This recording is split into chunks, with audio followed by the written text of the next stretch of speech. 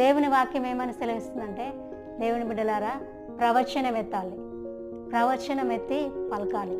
యేసునామమున నాకు ఈ అద్భుతం జరుగునుగాక, యేసునామమున నాకు దేవుడు మంచి ఆరోగ్యం ఇస్తున్నాడు అని మన నోట ప్రవేశించాలి.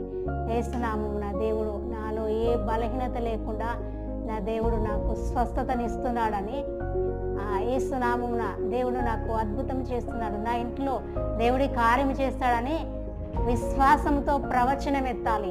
ప్రవచనం ఎత్తినప్పుడు మరి అద్భుత రీతిగా మనల్ని ఆశీర్వదించే దేవుడు, నీవు గర్భఫలం లేదా యేసునామమున దేవుడు నాకు కుమారుని ఇస్తాడు, యేసునామమున నాకు దేవుడు నాకు కుమారుని ఇస్తాడు అని నీ నోట ప్రవచనం ఎత్తాలి.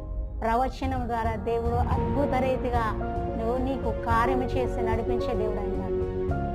ఈ విషయంలో కూడా మన నోటి మాట మరి ఆయనకు మహిమకరంగా ఉండాలి.